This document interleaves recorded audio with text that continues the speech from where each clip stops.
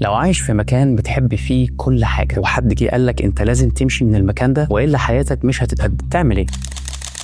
أصعب قرار إن أنت تنقل من مكان كنت مرتاح فيه 4 سنين وبتحبه جدا عشان تروح مكان تاني عارف إن أنت لازم تشتغل من نار عشان تبني مستقبلك وحياتك. صديقي وقتها كان عايش في نورث كارولاينا وأنا كنت موجود في سان دييغو. صاحبي دوت كلمني في التليفون في يوم وقال لي بقول لك إيه، أنا اتقابلت في النيابة بتاعة مكان اسمه ويتشتا فولز في تكساس. ويتشتا فولز دي مدينة صغيرة موجودة في تكساس. قال لي أنا رايح هناك تقريبا كمان أسبوعين، تحب تيجي معايا؟ على قد ما أنا كنت بموت في سان دييغو كان لازم أطلع من الجو دوت لأن هو كان بيضيع لي وقتي وما كنتش بتقدم. كنت محتاج ان انا اخرج من دوامه الحياه اللي انا كنت عايش فيها 4 سنين، بشتغل ارتاح ادفع الايجار رينس لاذر ريبيت وافضل اكرر الموضوع دوت سنه ورا الثانيه. اتفقت مع صاحبي ان هو يسوق من نورث كارولاينا وانا من سان دييغو ونتقابل في ويتشتا فولز تكساس. وحصل يا معلم، كنا ماشيين في الطريق الطويل حوالي 13 ساعه سواق، وبلاد تشيلنا وبلاد تحطنا. مع كل ميل كنت بسوقه كنت حاسس ان انا بسيب ورايا نسخه من حاتم القديم وناوي ان انا اعمل نسخه جديده اجتهد فيها واعمل معادله وانجح وابقى صيدلي. انا فاكر لحد النهارده اللقطه السينمائيه وانا داخل وهو لسه واصل قبليه ب5 دقايق بعد سواقه 13 ساعه. اي نعم تكساس ما كانتش زي كاليفورنيا ولا في جمال الجو بتاعها والمناظر الطبيعيه، بس كان لازم اخلي حواليا ناس واصدقاء عندهم نفس العقليه بتاعتي ان هم بيذاكروا وبينجحوا. وبدات بقى مرحله الجد ان انا اثبت رجلي واذاكر عشان اخد امتحان المعادله تاني وابقى صيدلي. والحقيقه ان السكه بتاعت المعادله دي كانت طويله قوي بس بدات معايا بخطوه واحده. تعالى لي بقى كده الحلقه الجايه عشان اقول لك الخطوه دي هي ايه. انا غلطت عشان انت تستفيد، استناني.